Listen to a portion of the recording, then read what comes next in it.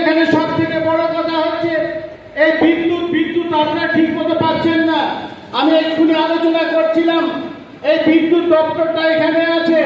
আমরা যদি একদিন সময় করে আমরা সবাই মিলে গিয়ে এখানকার লোকজনকে নিয়ে, আমাদের সংগঠনকে নিয়ে ওই অফিসটাই যদি তালা মেরে দিতে পারি, তাহলে এখানে আপনারা, আমি বলে যাচ্ছি যে এই সমস্যাটা মিটে যাবে।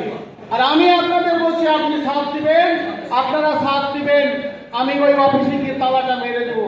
কারণ মানুষ যদি পরিষেবাটা না পায়, তার অফিসটা খুলে রেখে লাভ কি আছে? সেই তালা মানে আমরা অফিসে গিয়ে তালা মেরে দিতে পারবো।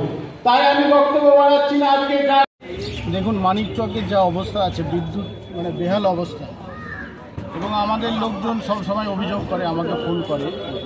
এখানে বিশেষ করে ভূতনি আছে, ভোল্টেজ থাকে না, সিরিজ হয়ে থাকে, সব জায়গা থেকে একই অবস্থা।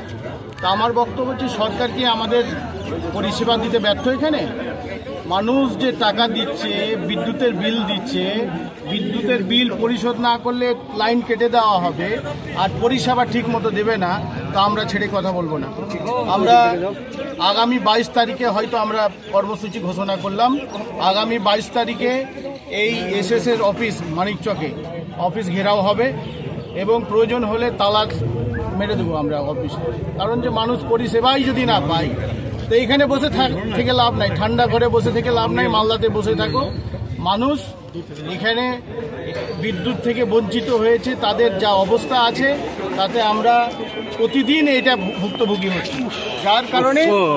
যার কারণে আমরা আজকে এই কর্মসূচি ঘোষণা করলাম। আমাদের এমপি সাহেব ছিলেন, ওনার সামনে আমরা কর্মসূচি ঘোষণা করলাম, এবং এখানে হাজার হাজার লোক সেখানে জমায়েত হবে সেদিন। সেই অফিস আমরা ঘেরাও করব, এবং যদি ঠিকঠাকভাবে আমাদের যে দাবিগুলো নিয়ে যাব, সেই দাবি মানা হয় তাহলে ভালো, আর নাহলে আমরা যেখানে যাওয়ার যাব। আমাদের যদি কলকাতা নবান্ন ঘেরাও করতে হয়, সেখানেও করব, কিন্তু মানুষকে বিদ্যুৎ পাইয়ে দিয়ে ছাড়ব।